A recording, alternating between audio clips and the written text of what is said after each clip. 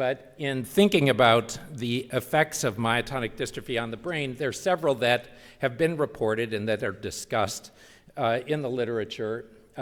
Some of them focusing on congenital onset or young children with myotonic dystrophy, such as the autistic spectrum disorder, attention deficit disorder, and developmental cognitive impairment, all of which comes on more in that congenital or juvenile onset group.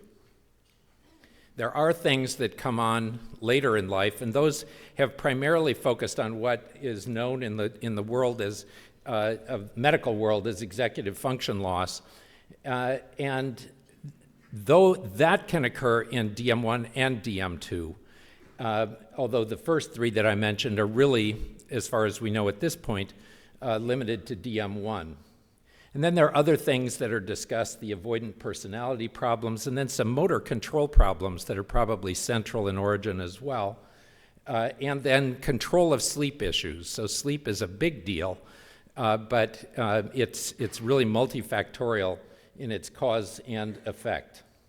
And then there are other things that come on that we really have very little understanding of. What we'll hear from some families is that their cognitive function really waxes and wanes. They'll have good days and bad days, and we don't always understand what that's all about. I mean, so that I have to leave that open as something that can more fluctuate in type and severity.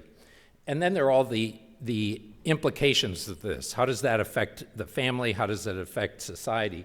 So that in terms of symptoms in myotonic dystrophy, they're myriad and complex and overlapping and hard to understand, and that makes our research efforts that much harder. So we and others have focused on brain imaging because it's something that we can do that allows us to be quantitative, and it really stems from some of these early observations out of the German group comparing DM1 and DM2 and showing that both of these conditions can affect the signaling in the brain. And that opened up a new era when we tried to quantitate and objectify that and measure it over time and see what changed and what didn't. But it was a really important observation, the significance of which, I have to tell you, at this point, we don't fully understand. So right now, it's a signal. We know that it correlates with some of the central nervous system issues, but we don't know how those two are causally linked, and that remains a puzzle. From that, we've done a lot of autopsy studies and neuropathology, and for me to show you any slides is to kind of be misleading, because if I were to be accurate, I would just say that there's nothing that we can identify that's particularly wrong. Now, that's very, very frustrating to our neuropathological colleagues who really do better if they can see the abnormality under the microscope. It's good news to the patient community because it means that we haven't identified specifically what's going on. It's not like they're big parts of the brain that have wasted away. It's more that parts of the brain aren't really functioning the way that they were originally intended or we had hoped physiologically they would.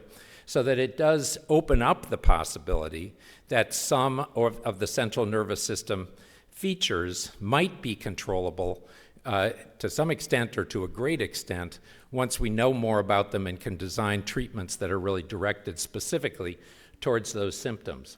This is one interesting feature that does tend to show up repeatedly, and we can talk about the difficulties of measuring it, and that's just this increased space, so that what you can see on the right side panel there is a blood vessel in the brain, and what you can also see is there's a lot of white space around it. That tends to be a finding that is recurrently seen. It's quite nonspecific again. We don't really know what it means, but there is at least a possibility that's giving us a little hint of one of the problems underlying the central nervous system features that I've listed.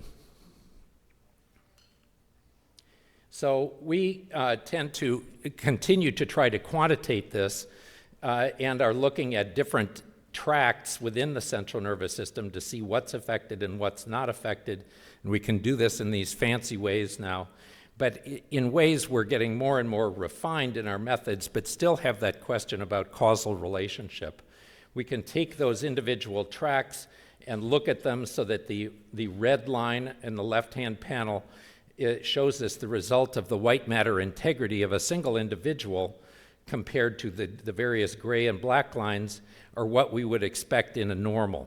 So it shows you that for that one specific tract, that the myotonic dystrophy individual is well outside the normal range for at least parts of the tract, but then that seems to vary some over the course of the tract. So I don't know what it means, other than that it's not a normal signal, but it does give us something that we can try to interpret and track, and we're doing that now. And as I say, maybe next year I'll be able to share more with you in terms of these results. In that individual, we are able to look at all of these different tracts, and you can see that one individual represented by the dots, variously colored, that tend to be more abnormal than the controls that are represented by the gray lines. So it's giving us a handle. We're able to quantitate this, but again, does that move us closer to really defining the underlying mechanism or not? On some level, I'm sure it's related, but how directly is yet unclear, and we're trying to understand that. So basically, my job here is to talk about symptoms and hopefully lay the groundwork for the talks of Giovanni and David coming up. So I just kind of thought I would list some of the symptoms that people complain about. And these are variously described. Some of them are medical terms, some of them are just common terms. But this is something I hear a lot. I just have foggy thinking. And it kind of comes and goes. There are good days and bad days, but it's somewhat harder to define, but just kind of foggy thinking. Another one very commonly, oftentimes, is sleepiness. So that oftentimes foggy thinking and sleepiness go hand in hand, but they're not necessarily linked, and can be then associated with fatigue. So fatigue is yet another feature. So you might just be bone tired. You just can't function anymore, but you're not really sleepy. And it's not like you're necessarily all that foggy. You're clear about what's going on. So all these things are related, but they're also distinct. And so this is part of our problem in trying to get quantitative and precise in this world. A couple more. Loss of executive functioning. That's a medical jargon term, really, for being able to organize and control things. So that being able to keep multiple ideas in mind, being able to kind of meet schedules and maintain a structure, and that tends to be affected. Obviously, you can see the relationship to foggy thinking or mental fatigue, and then sleep-wake disruption, so that we've blamed myotonic dystrophy patients for many, many years about having poor sleep hygiene. They just will not go to bed on time. And we're beginning to finally wonder, takes us a while sometimes, as to whether or not there mightn't be a biological mechanism there. Yeah, I know. I mean, it's time for the patients to stand up and start diagnosing the investigators, I think. Concrete thinking, obtuse, whatever, It's like, I've been telling you that for years. But at any rate, so we're getting there. We're trying to figure this out, and whether or not there are some clock mechanisms that might be off that are not allowing that person to really regulate. The other important feature of this, I'll keep having many other really important features as I talk, but at any rate, another one is how variable this is from person to person. So I really want to make sure everybody is aware of that, and I'm not sitting here predicting what's going to happen to you or others in your family, because this might not be a big deal for you. It might not be a big deal in your family. In some families, it happens. And that's part of the challenge. This is anything but a cookie-cutter disease. We cannot predict how this is going to play out. So these are some features that can occur in some individuals with varying severity at different times. Life gets complicated. So what else do we have? Attention deficit disorder. We already talked about that in children. There are also measures of attention problems in adults. And does that wax and wane? Well, sure, it's going to be affected by everything else. Anosognosia, I couldn't resist using the term because Larry Lord and I, have gone way back with anosognosia. And it's basically the lack of appreciation of your condition. So that some people are very concerned and bothered by their symptoms. Some people are very symptomatic, in a sense. It's the wrong term. They show definite signs of the condition without being bothered by it. So that you might have someone in your family who's sleeping all day long, but if they come into clinic and I ask, do you have any sleep problems, they would say, no, everything's fine. So that's some lack of awareness. That's a lack of appreciation of a deficit, and that can be in other realms as well. Social isolation, a big issue in a lot of our patients. Depression, certainly. Developmental and cognitive disorders I've talked about. Avoidant personality. Autism spectrum disorder. And then you have to add in all of the other systems, because it turns out, if you think about this for not very long, that they're all related. So weak muscles, shortness of breath, swallowing and airway abnormalities, GI discomfort, GI abnormalities, pain problems, vision deficits, cardiac problems, and those all interact. So one of the important ones that I always like to bring up in our little kids is craniofacial abnormalities and developmental cognitive defects. If you have craniofacial abnormalities, it's very hard to speak. It's very hard to learn how to speak. It's almost impossible to be understood. And that really deprives a young person of developing language in the normal way at the normal time. So we are very, very strong on trying to get kids some means of communication, whether that's using an iPad or trying to develop sign language that they can use if they have enough craniofacial problems to prevent them speaking clearly. And then we're working with our craniofacial clinic to come up with ways of restructuring the throat and pharynx so that they can speak more clearly. So the point is, all of these things are interrelated. So craniofacial, obviously, if you have lost your ability to express yourself with facial expression, that affects your socialization. And a lot of people are more socially isolated because they get more embarrassed. All these things. I'm not saying that's the only cause, but it's a factor. And you begin to see how these things all interact. So craniofacial problems affect swallowing and airway issues that then also, along with breathing muscle problems, can lead to compounding problems with sleep. And sleep problems can affect executive function, attention deficit, fatigue, give you that foggy thinking, and can even affect your heart so that you can get cardiac arrhythmias because of your sleep abnormality, as well as everything else being interrelated. So that all of these things are interconnected. I've only chosen a few to talk about, but the point here is that we have a very, very interconnected web of systemic and central nervous system issues, all kind of conspiring together to affect mental functioning in various ways. So that's the symptoms. So I've laid out the problem that the following speakers are going to try to address in terms of sorting this out.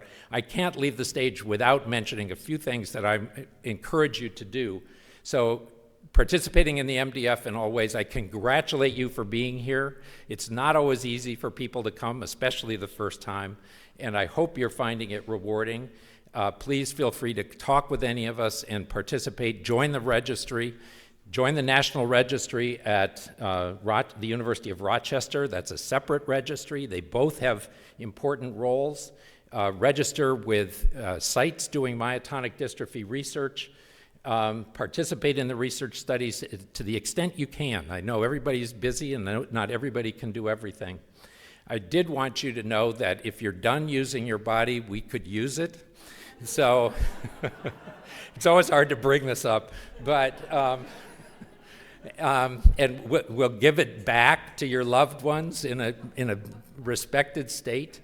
But seriously, we can learn things from autopsy specimens that we can't learn in other ways. And we have a registry the MDF has helped us with. So at the Stanford site, we can give you information about this, take your name so we can get you the information. If you're having surgery and they're going to throw away a piece of tissue, by all means, let us know. It might be something we could do research on. So thank you very much. I'm happy to introduce my colleague. David's going next? Okay, sorry. So my colleague from the University of Iowa, so David Moser, who's going to share with us what's going on at their new and exciting research program. Great, thanks.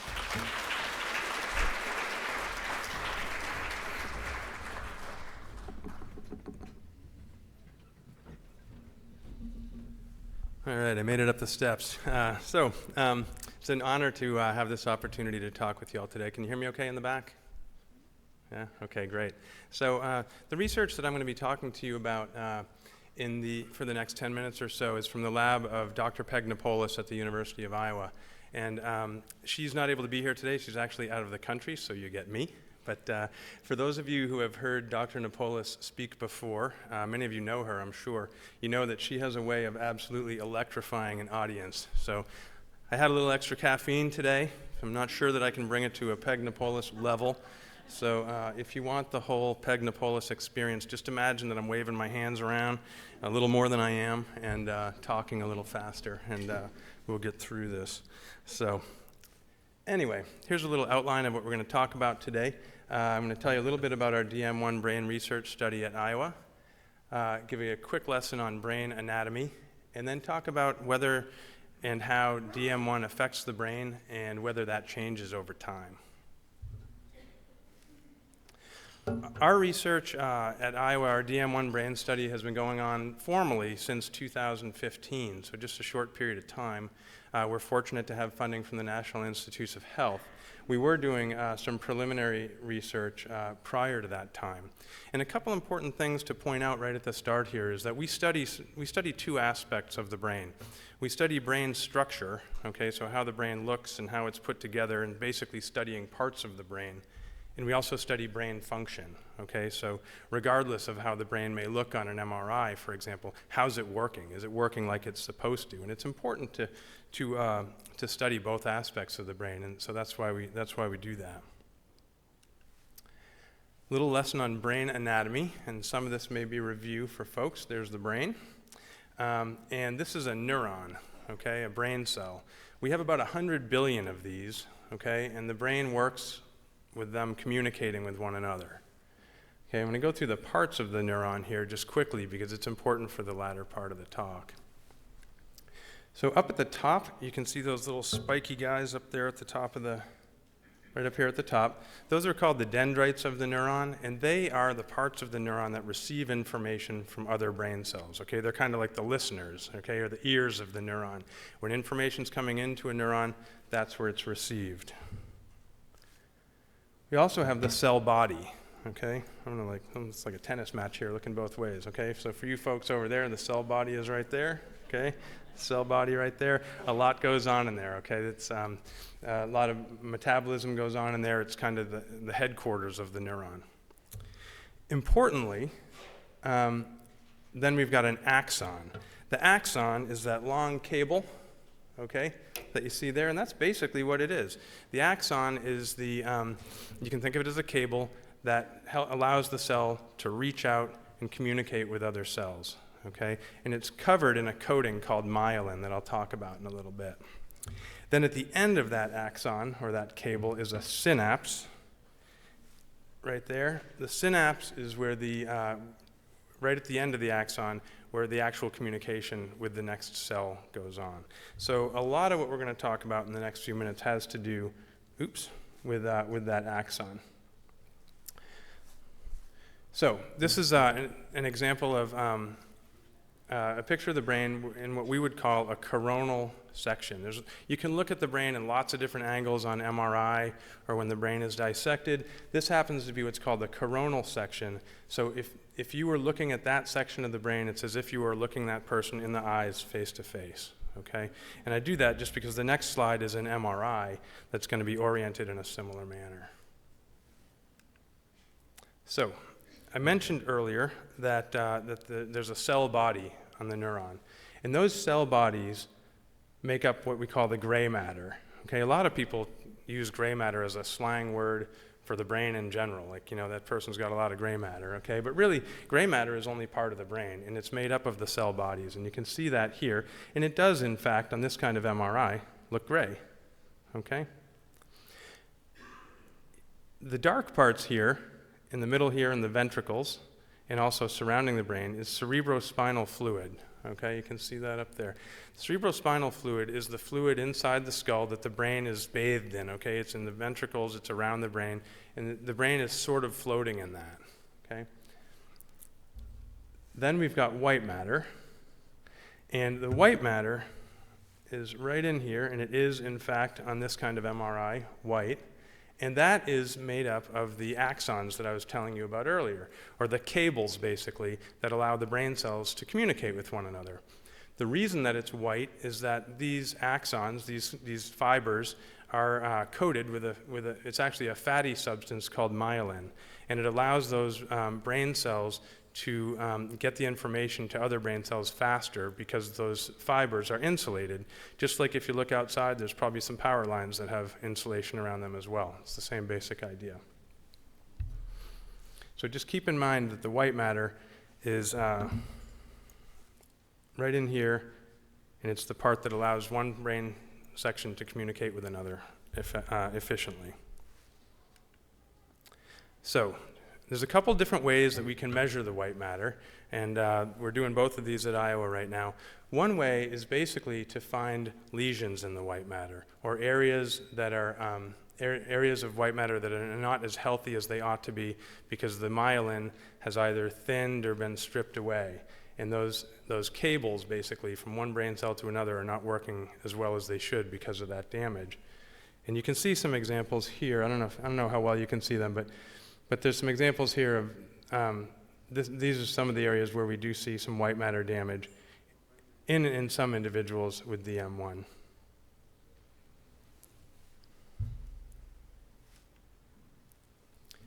Another way that we can measure how the white matter is doing in the brain is with something called diffusion tensor imaging. Okay? When the brain cells send out these fibers to talk to other cells, they don't just send them out in kind of random directions, okay? I like to think of it sort of as a pattern of like roads and highways. So right now, if we were all going to have a race to my hometown, which happens to be Topsfield, Massachusetts, right? Most of us would probably get on I-95, right? We're not going to take some back road. We're going to take a major league road to get there, okay? And the brain is like that too. The brain is like a pattern of roadways. There's some huge passageways, fiber passages. There's some other smaller ones, but it's not just a jumble where these fibers just go wherever they please. And one of the things we can do with diffusion tensor imaging is basically see how well that road structure has been kept intact. You can think of it sort of as seeing whether the highways in the brain, are they well maintained? Are they straight? Are they going where they're supposed to be? Or is there some damage to those roads where information is not going to be able to travel as effectively? And again, the methodology that we use there is called diffusion tensor imaging. So one of the questions we're trying to answer, along with researchers elsewhere, is how does DM1 affect the brain? And one of the things that we're finding is that, at least in our study thus far, the white matter has been affected the most in the brain amongst individuals with DM1. So again, the white matter being the cables or the fibers from one brain cell to another that get communication and get information flowing effectively. Okay? This on the left is a research participant who does not have DM1. This is a person with DM1 here on the right. This has been computerized and colored in, okay? It doesn't actually look red in real life, but these are areas of white matter damage in the brain of an individual with DM1.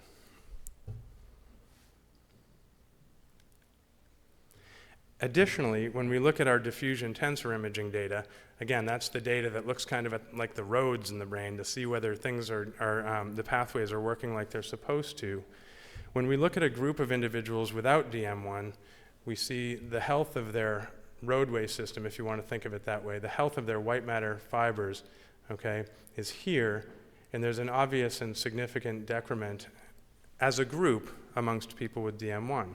Now again, I want to emphasize these are group data, okay? Not everybody in this DM1 group is going to have white matter health that is that discrepant from our comparison group. But on average, that's where we found that our group is with regard to white matter health. You might be saying to yourself, okay, well, we see this fancy schmancy white matter stuff. What does this matter? What's it really correlated with? And so we do a lot of neuropsychological testing. And in fact, I'm the neuropsychologist on Dr. Napolis's team, whereas she handles a lot of the neuroimaging aspects of our research. And what this slide shows is, if you look at this, is called the scatter plot. And each of these dots is an individual research participant who came to our lab. At the bottom of this figure, the further you go to the right, the healthier that person's white matter is. What we have here on the vertical axis is a test of thinking ability. Okay, it's kind of a composite measure of thinking and reasoning and attention and memory, a composite measure of brain function. And as you can see, okay, there's a pretty strong relationship here between the health of a person's white matter and their performance on this composite measure of thinking ability, where the healthier the white matter is, the stronger their performance is going to be on that kind of test, okay? As Dr. Day mentioned earlier, okay, this is not necessarily causative, okay, because in a correlation like this, we're just saying that white matter health and cognition travel together, okay?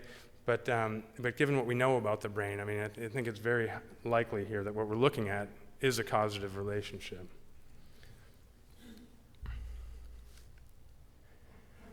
Another question is, does this change over time? Now, given the fact that we have started our DM1 research at Iowa just a year or so ago, I can't report on 10 years of data, okay? So we sort of did a little bit of a statistical trick to try to look at, do these things I'm talking to you about, do they change over time? And the way we did that was we looked at some of our research participants, and we have our comparison group here at the top. And we divided our research participants up into 3 groups based on how long they'd been experiencing symptoms of DM1, okay?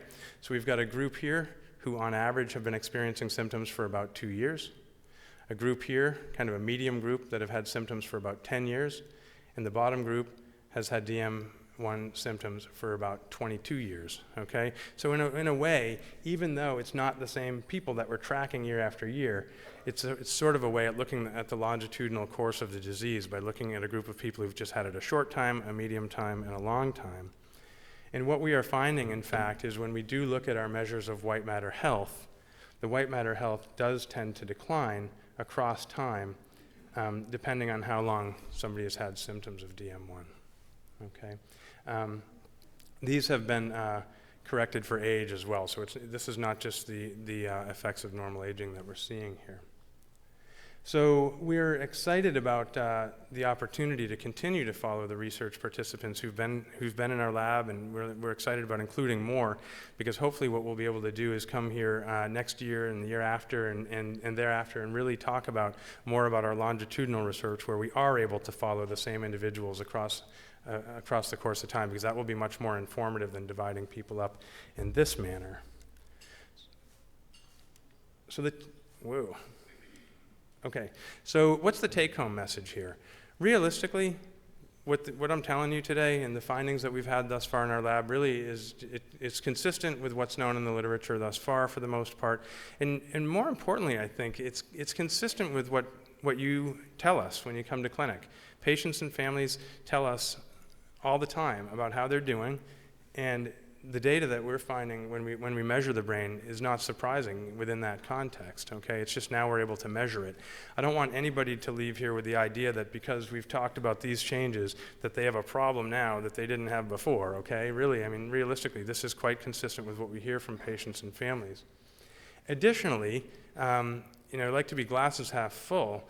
As treatments are developed, the fact that we're now understanding more about what parts of the brain are affected in DM1, that information can help the scientists who are developing treatments know what to target, okay? And once those treatments are developed, we can follow people across time with these specific measures and track treatment progress and see whether those treatments are working. Lastly, I just want to say, As a neuropsychologist, I work with a lot of people that have varying degrees of cognitive difficulties and cognitive challenges. And it's important to remember that even if you are an individual that's got some difficulty with memory or planning or attention, as you know, you as an individual affected by myotonic dystrophy, your family, your clinicians can work together to do an awful lot to compensate for those things. Okay, it's remarkable. It's inspiring to work with you and see how people do compensate for things like memory problems or attention problems until a more effective treatment is found. And I applaud those efforts. You're an incredibly inspiring group to work with. I want to thank you, okay, especially to our research participants. I know people always get up at talks and say, we couldn't do it without you, but literally, okay, as Joe Biden would say, right, that's his favorite word, literally, we'd not be able to do this work without you. I know it's not easy, okay, to kind of pull up stakes and come to Iowa and spend a day or two in our lab, and it's amazing how many people are willing to do that, and we really thank you so much for your efforts. Also, I don't want to give you the idea that Dr. Napolis and I are the only ones on this research team, okay? We're a big group, and I've listed hopefully everybody's name there, many of whom are here today. And if you're interested in getting involved in our research, I'm wondering if Stephen Cross and Claire Johnson are here somewhere. Oh, right back there. Okay, can you see those guys waving their hands? Maybe stand up just for a sec. All right? If these guys have not already tracked you down, and I bet they have, and you're interested in learning more about our research and being involved in our research, please find them, okay? They're nice folks, and they'll tell you all about how to get involved. Because we'd like you to come to Iowa. Like I said, I'm from Massachusetts, but I've lived in Iowa for 17 years, and it's awesome there. And these are current pictures from just the last week or so, and the corn that's a full-size bike. It's not a toy bike. Corn is very tall, and hopefully you'll come out and see us. So, thank you.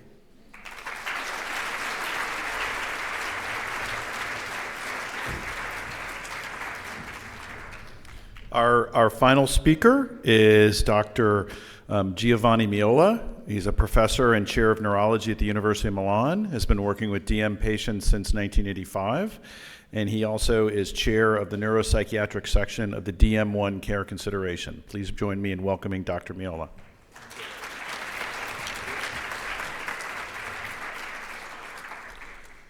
Well, good afternoon. So I want to start my talk and just to say that DM1 and also DM2 is also a brain disorder. So my job will be just to review the literature. So I want just to tell you that that myotonic dystrophy should be considered as a tauopathy. So in this, several years ago, many years ago, they started to see, this is a French paper, where they did on the post-mortem brains in 5DM1, but also in the brain from controls and also from Alzheimer. So they show some very important finding that there was a neurofibrillary degeneration with an accumulation of the tau protein. So this is the reason why it's considered also a tauopathy. And also there was an alteration of the phosphorylation of the tau proteins. So we should say that myotonic dystrophy type 1 is also a peculiar tauopathy.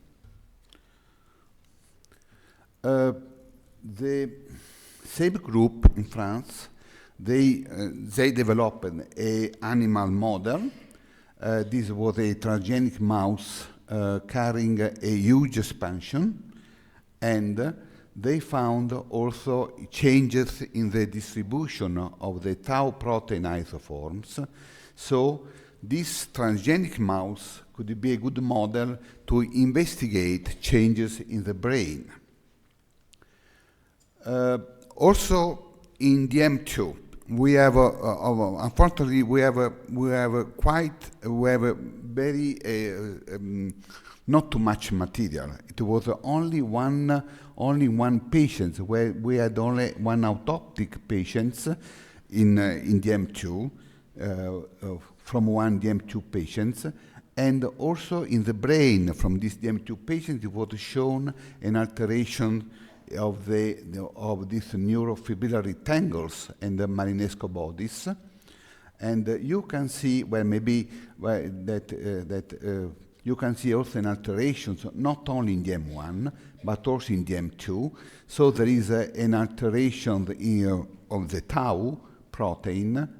And so this was an important observation that also in DM2 there is an underlying physiopathologic process that possibly is similar to that observed in DM1. Always the Paris group, they developed two sublines with they call this mice model. One was the XL mice, and the other was the XXL mice, with a huge expansion of the CTG.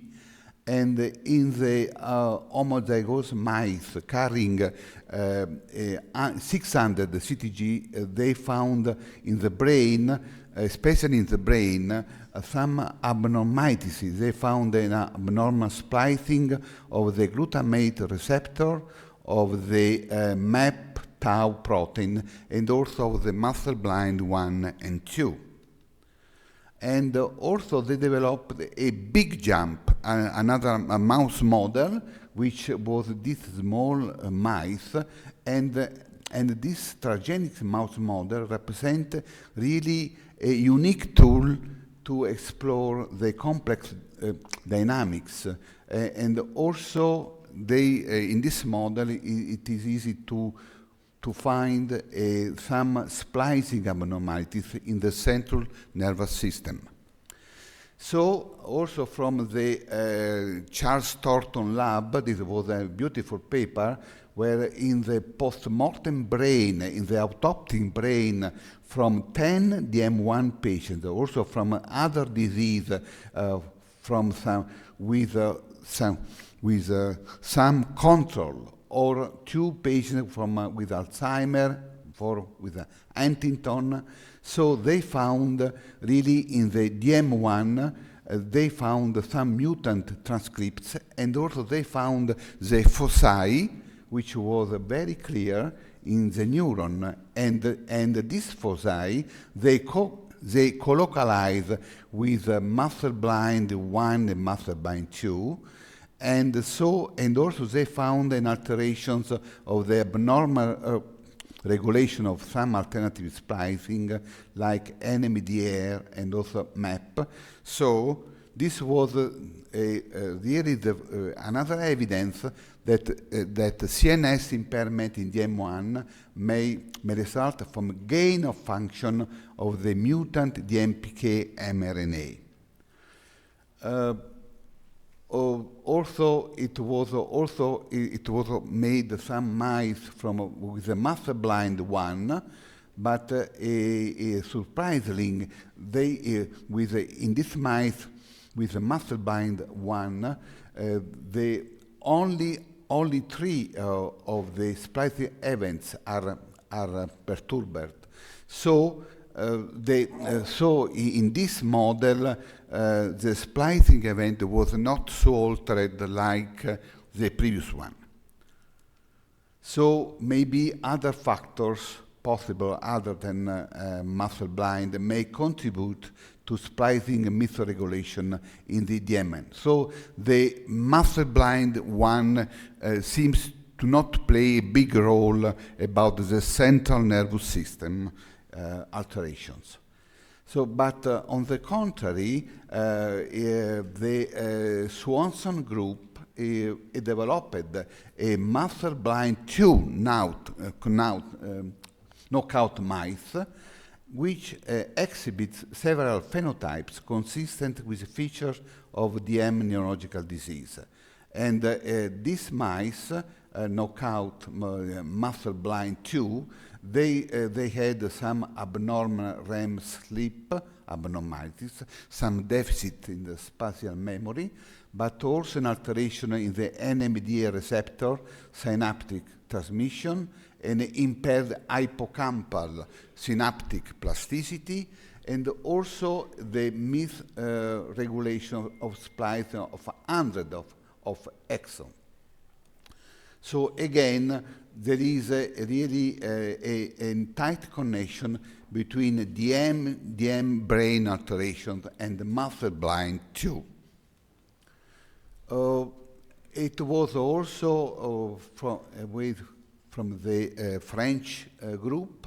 It was developed, this very interesting observation in this DMSX mice, where they found a behavior phenotype similar to DM1 patients. For instance, these mice, they had a reduced exploratory activity, increased anxiety, and also spatial memory impairment, and anhedonia, which means less pleasure, and which resemble DM1 neurological manifestation.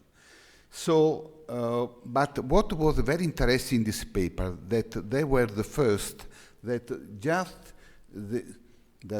they suggest an alteration also in neurochemicals, also in the synaptic dysfunctions.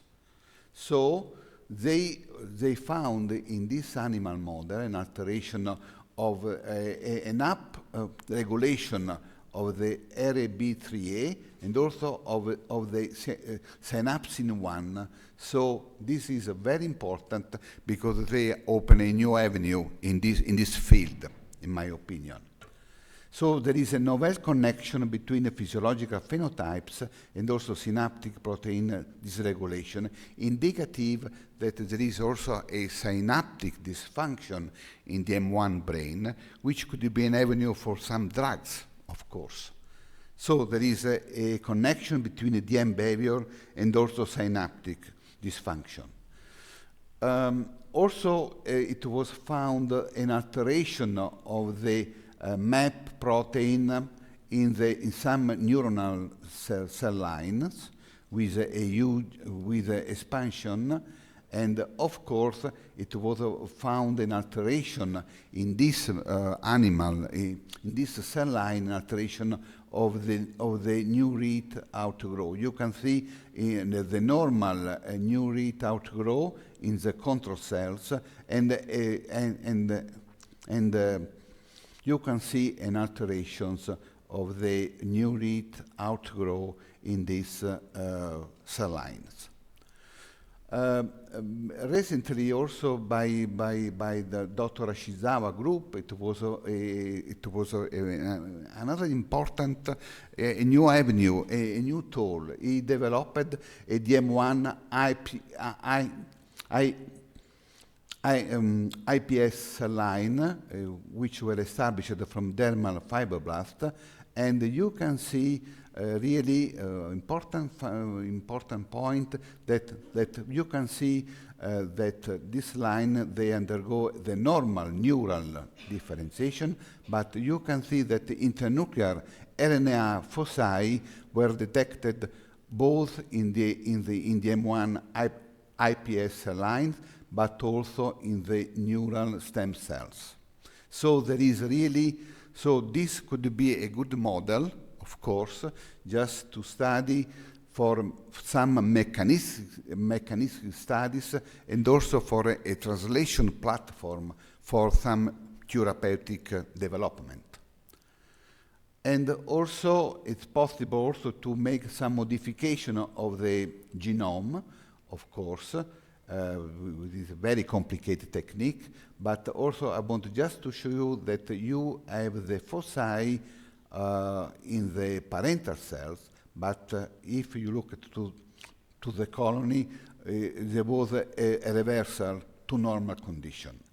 So that means that that is possible to make also some genome modification, like a first step toward autologous cell transfer therapy for DM1. And also it's possible to make the sequestration or, of the muscle brain, and I am just my last slides, just to give you the message that DM, both DM1 but also DM2, are tauopathy, and I agree strongly with John Day that we need really material. We need for post-mortem brain study, which will be very helpful. The transgenic mouse model, the big jump, shows abnormal splicing in the central nervous system, and the muscle-blind 2 knockout mouse explain several brain manifestations, and the DMFXL mice show some DM behavior abnormalities and also some synaptic dysfunction, and also human DM1 IPS line are really a tool for some mechanistic study, also for the translation platform for future therapeutic development. Thank you very much. Okay.